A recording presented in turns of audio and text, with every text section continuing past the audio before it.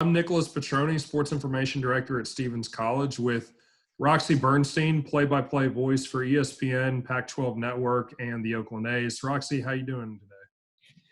Doing well, Nick. How you doing? Not too bad. First off, how's your family? How's everyone doing out there on the West Coast? Everyone staying safe? We are. We been on lockdown since I got back from Las Vegas, March 12th. I was in Vegas for the Pac-12 tournament, and we went through the first day, played the first round, and the morning of the quarterfinals on Thursday the 12th. That's when everything got shut down.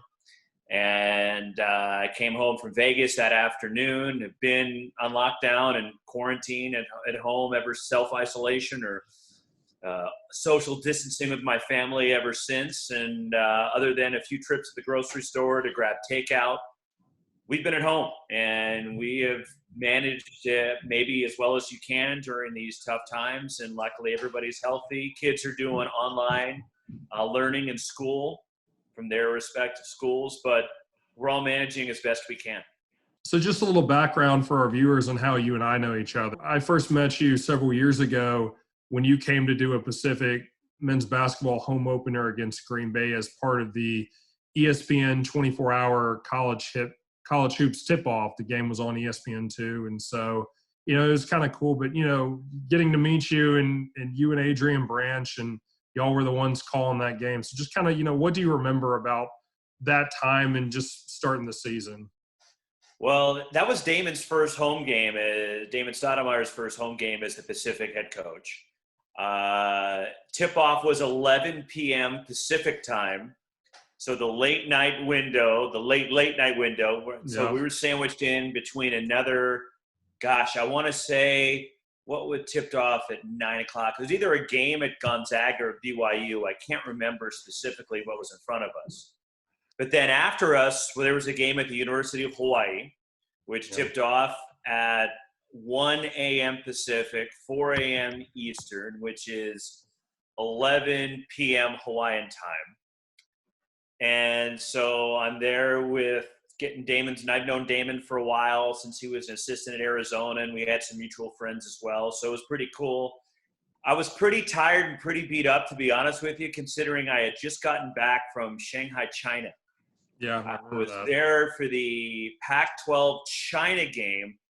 I can't remember, Nick, if that was the inaugural year or the second year. The first year was Texas against Washington. The second year was Stanford and Harvard. So it was one of those games. I got home, and I think I just crashed all day Sunday.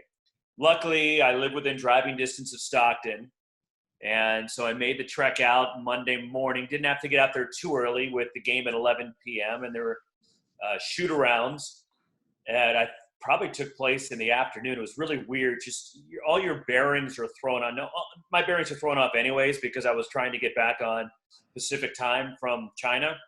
But then also, we have a routine on game day. Games usually at like 8 o'clock, and shoot-arounds at noon and then 2. But shoot-around wasn't until like 6 o'clock at night. It was just everything was strange, but it was fun to be out there. And the thing that really actually has stood out to me for a number of years, just not just being Damon's first home game, but how impressed I was with Damon as a head coach. Like, I didn't really know how he would be as a head coach. I saw him as an assistant, but it's a big step, as you know, moving up that one chair on the bench, which he did.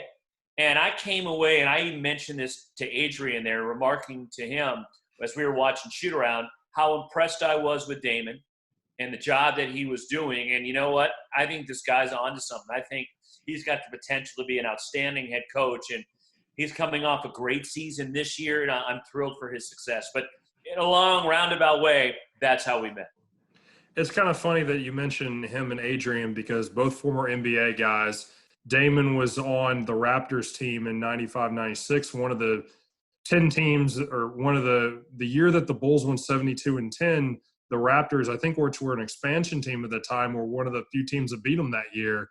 Damon went for a career high 30 in that game and actually spent most of that game being guarded by Michael Jordan. Jordan went for 36, and it's just kind of funny that with The Last Dance getting so much hype right now that, 1 degree of separation that comes up. And then I'm sure Damon's got to be getting asked about it a lot, but, he used to tell stories, about literally that game, but, just going against Jordan and those Bulls teams. What do you remember from anything Adrian's told you or Damon's told you over the years?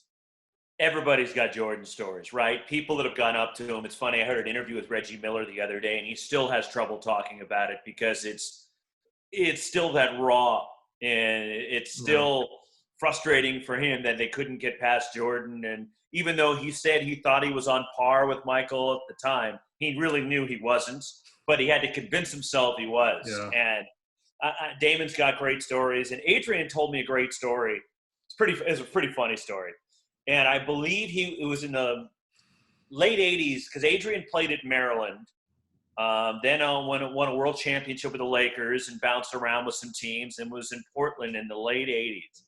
And they were playing against that's when Michael was ascending and had taken the throne as the king of the NBA, if you will.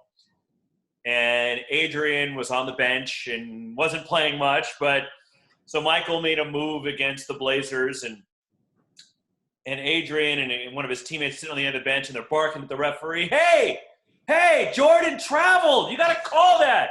And the ref looked at him and goes, oh, you saw that too? And then just kept on going. That's when you know, okay, there's a different set of rules for people like Michael Jordan. Well, obviously, with you being on the West Coast, like we were talking about earlier, we have a lot of alumni on the West Coast, especially in the Los Angeles and San Francisco areas, which is your hometown, I believe is where you reside now. Mm-hmm. But like I mentioned earlier, you've been doing sports broadcast journalism since really the late 90s. You started with Cal doing basketball for them, did that for around 17 seasons, I believe. Just talk about how you got into that. And obviously, our alumni on the West Coast would be very familiar with you, having seen you on the Pac-12 network and other entities.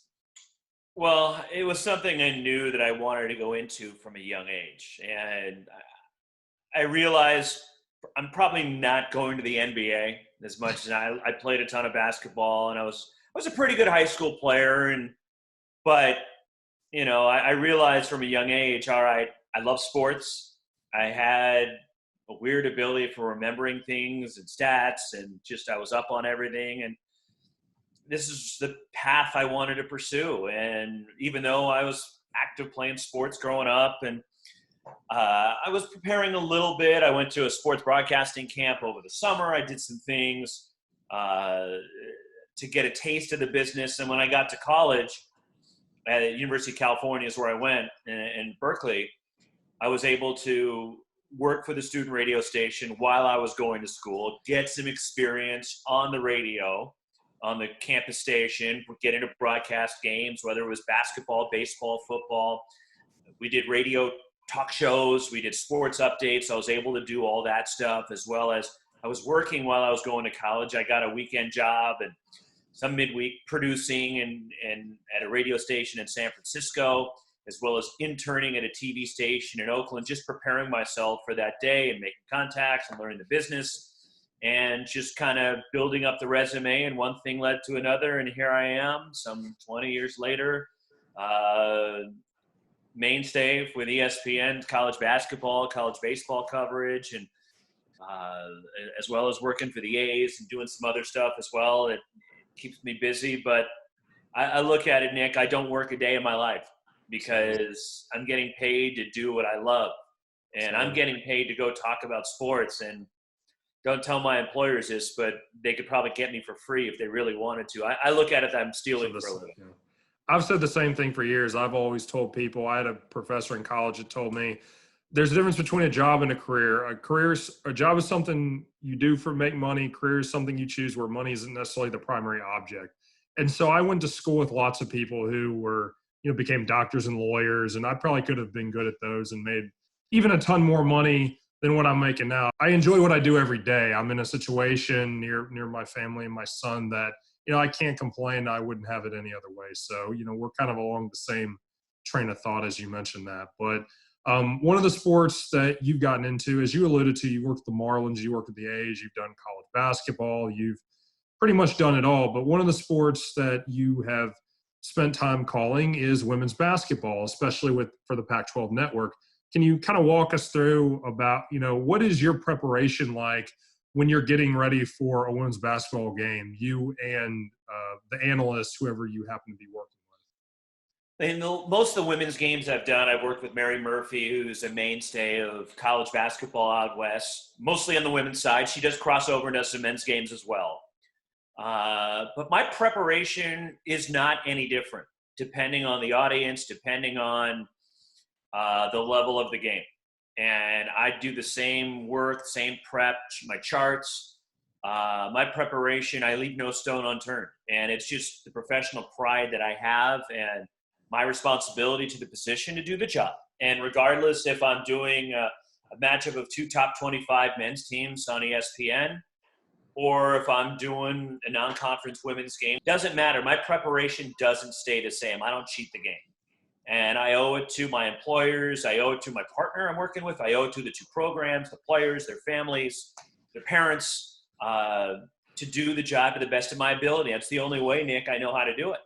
And so I'll read a bunch of articles, obviously the game notes that the sports information directors give us, and they'll send us some links of articles about backstories and interesting anecdotes about the players. But as well as I'll try to watch some game film and get a sense of how the teams are playing and their movements.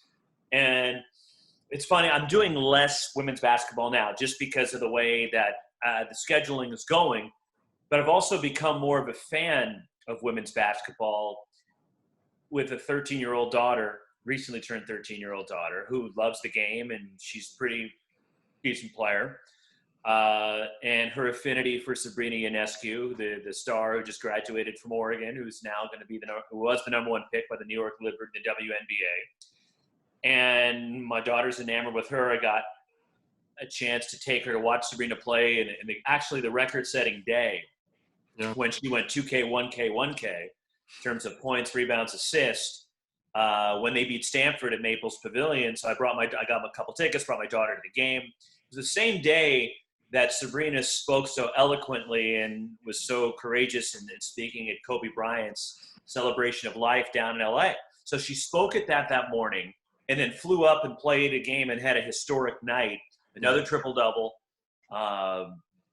And my daughter got to meet her that day, and I'd set it up. I'm really friendly with Kelly Graves, who's the women's coach at Oregon, and one of his assistants, Mark Campbell.